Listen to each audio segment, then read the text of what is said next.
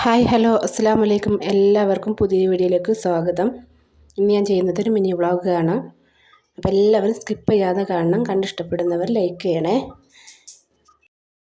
രാവിലെ എണീറ്റ് ഞാൻ അടുക്കളയിൽ വന്ന് ഒരു ചായയിൽ തുടങ്ങാമെന്ന് വിചാരിച്ചു. ചായ ഇട്ട് കുടിച്ചിട്ട് പിന്നെ നമ്മൾ കാപ്പിയുടെ ജോലിയും, കാപ്പിന്ന് വെച്ചാൽ നമ്മൾ ബ്രേക്ക്ഫാസ്റ്റ് അതിൻ്റെ ജോലിയും പിന്നെ കുറച്ച് ചോറിൻ്റെ കാര്യങ്ങളൊക്കെ അതൊക്കെ കൂടെ ചെയ്ത് നമുക്ക് വീഡിയോ തുടങ്ങാം.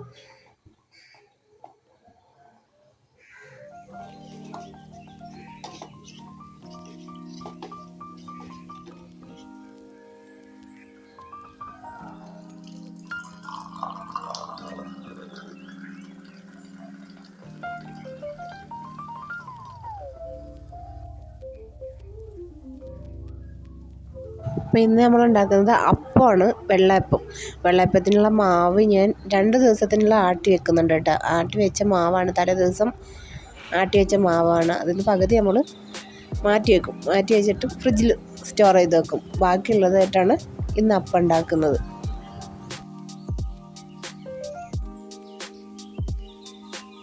അപ്പം ഞാനുണ്ടാക്കുന്ന അപ്പത്തിന് ഈസ്റ്റ് ഒന്നും ചേർക്കാറില്ല.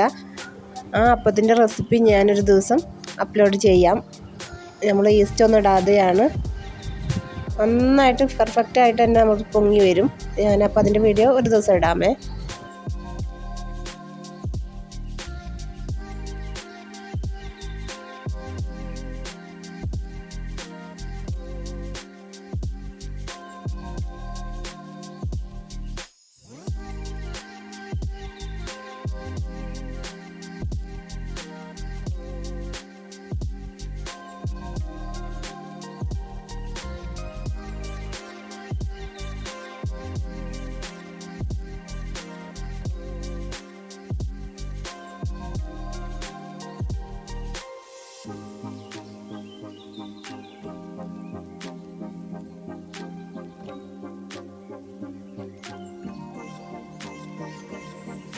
നമ്മുടെ അപ്പച്ചട്ടിയിൽ ഇപ്പം ഞാൻ എണ്ണ ഒന്നും പുരട്ടിയിട്ടില്ല.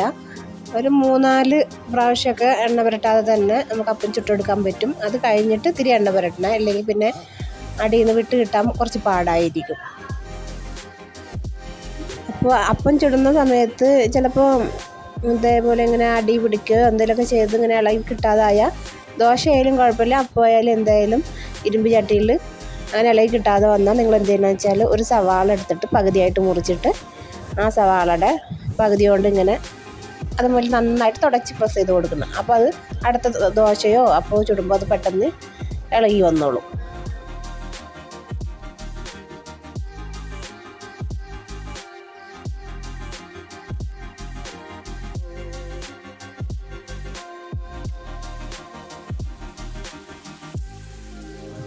അപ്പോൾ ഇതിലോട്ട് നമുക്കൊരു കുറച്ച് ചമ്മന്തിക്കറിയാണ് ഇന്ന് ഉണ്ടാക്കുന്നത്. ചമ്മന്തിക്കറിക്കായിട്ട് തേങ്ങ തിരുവണം.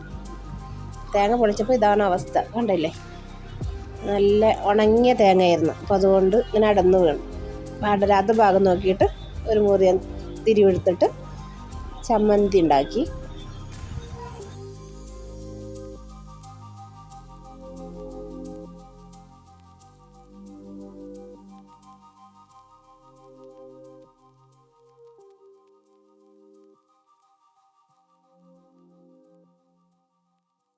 പിന്നെ ഞാനിതാ ചമ്മന്തി ഉണ്ടാക്കാനായിട്ട് പോകണ്ട. അപ്പോൾ ചട്ടി കണ്ടിട്ട് ആരും ഞെട്ടണ്ട.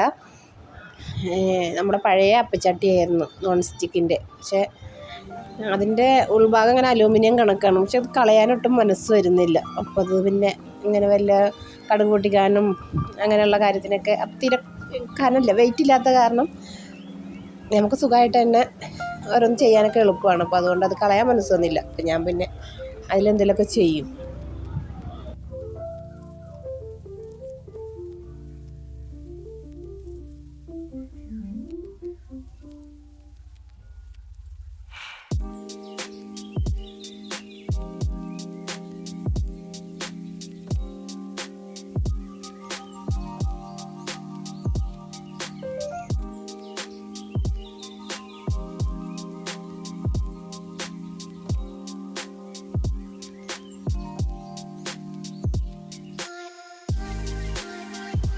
അപ്പോൾ ഒരാൾക്കുള്ള ചമ്മന്തിക്കറി മാത്രമേ ഉണ്ടാക്കിയുള്ളൂ കേട്ടോ, വലിയമ്മക്കുള്ളതാണ്. പക്ഷെ നമ്മൾ തലേനാളത്തെ മീൻകറി ഉണ്ടായിരുന്നു, പഴങ്കറി. അപ്പോൾ അത് കഴിക്കാമെന്ന് വിചാരിച്ചു, വെറുതെ പിന്നെ കൊണ്ടുപോയി കളയണ്ടല്ലോ.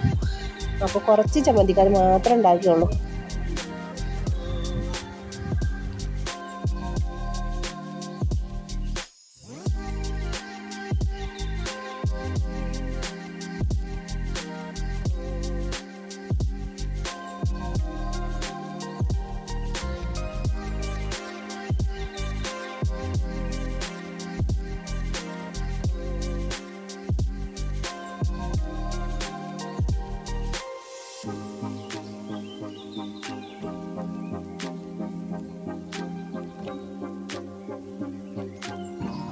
പിന്നെ ഞാനെന്താ കണ്ട കുറേയൊക്കെ ഞാൻ എണ്ണ പുരട്ടാതെ ഉണ്ടാക്കി. ലാസ്റ്റ് അപ്പോൾ അത് അടപ്പും മാറിപ്പോയി. അപ്പോൾ അതുകൊണ്ട് തന്നെ കരിഞ്ഞ അവസ്ഥയിൽ നമുക്ക് കിട്ടി. അപ്പോൾ ഇതിൻ്റെ ചട്ടിയൊക്കെ നല്ല ഡ്രൈ ആയി. അപ്പോൾ നമ്മൾ ഇടയ്ക്കിടയ്ക്ക് വെളിച്ചെണ്ണയൊക്കെ പുരട്ടി കൊടുക്കണം കേട്ടോ. വെളിച്ചെണ്ണ അല്ലെങ്കിലും സൺഫ്ലവർ ഓയിലായാലും മതി. നമുക്കതുണ്ട ഇങ്ങനെ പുരട്ടിയപ്പോൾ നല്ല ഇതിലായിട്ട് വന്നു.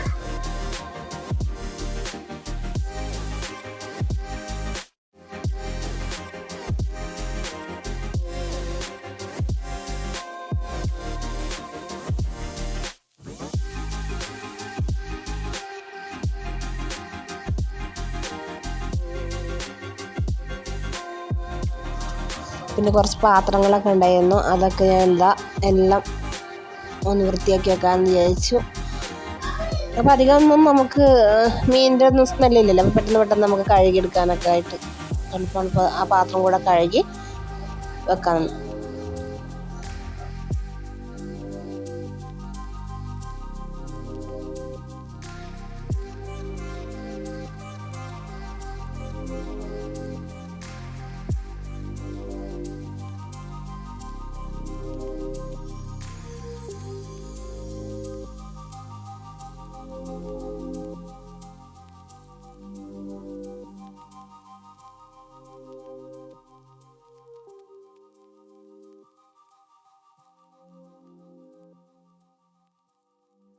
പിന്നെ അതാ നമ്മുടെ ബ്രേക്ക്ഫാസ്റ്റിൻ്റെ പരിപാടിയൊക്കെ കഴിഞ്ഞപ്പോൾ പിന്നെ ചോറിൻ്റെ പരിപാടിക്കായിട്ട് നിന്നു. അപ്പം ഇന്ന് വിറകടുപ്പിൽ ചോറിടാൻ തീരുമാനിച്ച് അങ്ങനെ ഇതാ തീയൊക്കെ വെച്ച് നമ്മൾ വിറകടുപ്പിലാണ് ചെയ്യുന്നത്.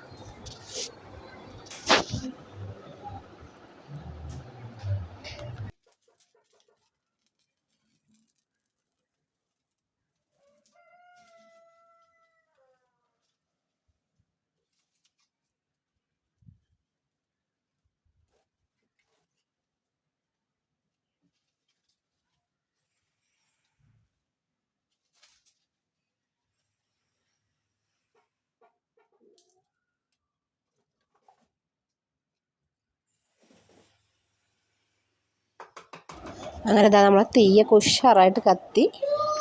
വെള്ളമൊക്കെ ചൂടായി. അരിയൊക്കെ ഞാൻ ഇട്ടായിരുന്നു കേട്ടോ.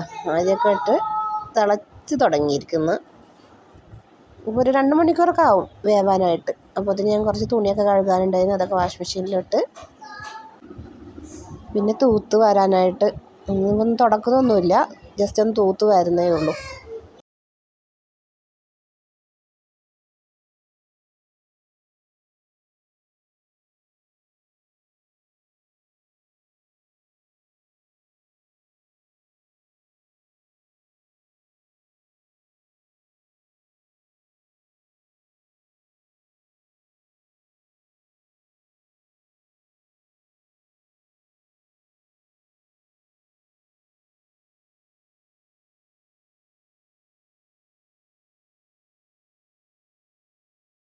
അങ്ങനെ നമ്മൾ തൂക്കലൊക്കെ കഴിഞ്ഞിട്ടാണ് പിന്നെ നമ്മളൊരു 11 മണിക്കൊക്കെ കുറച്ച് വെള്ളമൊക്കെ കലക്കി കുടിക്കായിരുന്നു. അപ്പോൾ വെള്ളം കലക്കാനായിട്ട് നോക്കുമ്പോൾ പഞ്ചസാര ഇല്ല. അങ്ങനെ പഞ്ചസാരയൊക്കെ ടിന്നിലിട്ട്